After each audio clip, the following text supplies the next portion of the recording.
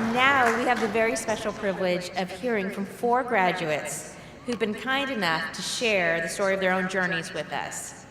They are Reginald Saxton, who has earned his Bachelor of Science in Business Management; Jose Victorino Jr., who has earned his Master of Science in Cybersecurity and Information Assurance; Rakita Weeks-Lee, who has earned her Master of Science in Nursing Education; and Rachel Black, who has earned her Bachelor of Arts in Science Education. Please join me in welcoming first to the lectern, Reginald Saxton.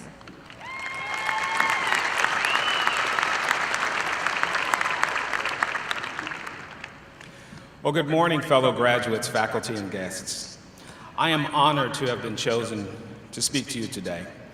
And my name is Reginald Saxton, and I've completed my bachelor's degree in business management. Graduates, we each have taken a different pathway to achieve our degrees, and I would like to share my path with you today. I grew up in East Cleveland, Ohio during the 60s and 70s in a blue-collar, lower-middle-class family. A turning point in my life was when my father died just 3 days before my 16th birthday, leaving my mother and myself behind. Aside from the huge emotional adjustment, my college future was in serious doubt due to finances. Scholarships and college loan funding at the time seemed impossible. My solution was to allow the Air Force to pay for college. Sometime after my junior year in high school, I enlisted in the Air Force's delayed entry program with plans to leave for basic training about a year later. Well, a month before high school graduation, the Air Force notified me that my date to report for basic training had been moved up to the same day as my high school graduation, and no way to change it. I was disappointed, but my mother was devastated. Denied the pleasure of watching her only child walk across the stage to receive a diploma. I earned my high school diploma, I just wouldn't be there for the ceremony. So on my high school graduation day, I was 1,500 miles from East Cleveland, surrounded by 49 other recruits, shocked, dazed, and demoralized from the first day of basic training. I remember the first night laying in my bunk after the lights went out thinking, why me? Why did I do this? But after basic training and technical training, I worked as a crew chief on fighter jets and eventually became an Air Force recruiter. I raised a family and was stationed in spots around the U.S. I earned a few college credits for military training, but I never enrolled in formal college courses. My feeble excuses for not enrolling for college were never being in one place long enough and just not enough time.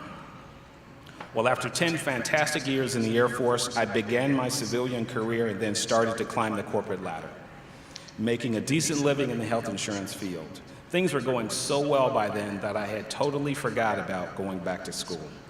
My reasoning was that I didn't need a degree to get ahead. But I raised my children to know that college is not optional. It is instead an expectation. And so far, 2 of my children have graduated from college. To avoid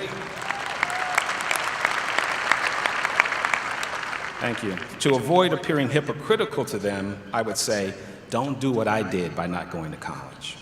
So you see, I had convinced myself that my opportunity to attend college had passed. I watched former peers move ahead of me professionally. I shied away when social conversations moved to the dreaded, "Where did you go to school?" question. The painful burden of my lack of a college education weighed heavily on me and was growing. I was hiding, but in plain sight. A turning point was when I was hired a few years ago as a business development director for a hospital system. I earned the job based on my experience, but the job was offered only if I promised to get a degree.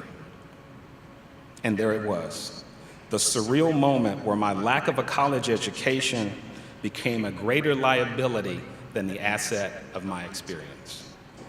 With encouragement from my amazing wife, Natasha, I enrolled with WGU.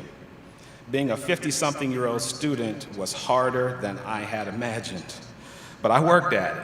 And whoever says you're never too old to try something new really has not tried to learn algebra again after 35 years. I mean, math with letters, with numbers attached, that's not easy. But with the help of my awesome WGU mentor, Janie Kromkak, and the encouragement of family, here I stand today with my fellow college graduates. I learned that life passes by very quickly. And in that time, a few treasured opportunities are presented, and they must be seized. A college education enables the creation of more pathways to success than experience alone. We must never, never allow the busyness of the day-to-day to become an excuse that robs us of a better tomorrow. We must also know that each successive day after earning your college degree, the opportunities for rewards are exponential.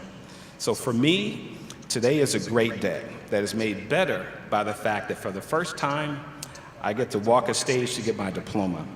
What makes today even better is the fact that my mother is here today to see me.